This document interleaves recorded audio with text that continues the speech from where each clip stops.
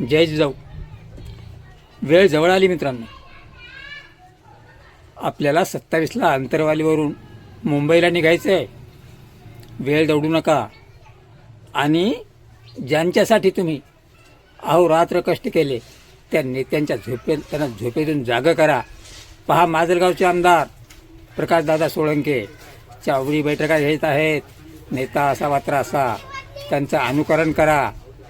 कुठल्याही गोष्टीला वेळ लावू नका आणि घरात बसू नका. पुन्हा ही वेळ येणार नाही.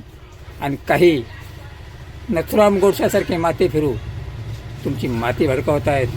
तेव्हा लक्षात असू द्या, कुठलाही नथुराम गोडसे आला तर त्याला जागीच काढा, त्याला प्रत्युत्तर द्या. आणि जरांगे पाटलांनी आत्तापर्यंत काय केलं त्याचा इत्यंभूत इतिहास वाचून दाखवा. पण या नथुराम गोडशाच्या नादी लागून आपल्या समाजाला भरकटण्याचं काम करू नका. तसंच काही सूर्याजी पिसाळी आपल्या समाजामध्ये आता पुन्हा नव्याने जन्माला यायलेत.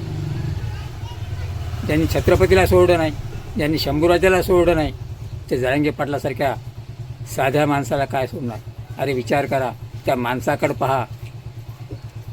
भूमिहीन झाला तो माणूस.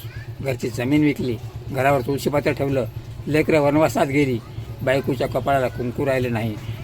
म्हणण्याचा उद्देश तिला सांगितले लक्षात असू द्या गोष्ट. शे बोलायला काळीज लागते.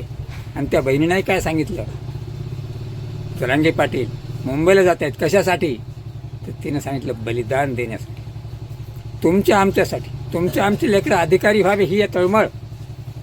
आणि तुम्ही काय झोपा काढताय. लक्षात असू द्या.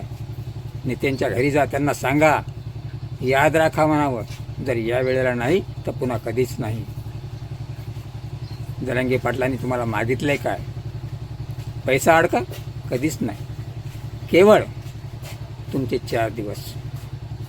तुम्ही तुमच्या नेत्यांसाठी 10-10 दिवस झटता. ते नंतर तुम्हाला ओळखतही नाही. त्यांचे झेंडे घेऊन मिरवता.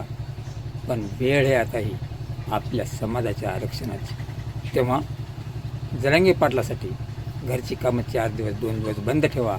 आणि एकदा त्यांना मुंबईपर्यंत पोहोचवण्यासाठी चला. गणपती असतील सोबत घ्या. अरे दरवेळी आपण नदीमध्ये, नाल्यामध्ये, विहिरीमध्ये गणपती टाकतोच की एकदा समुद्रात टाकू.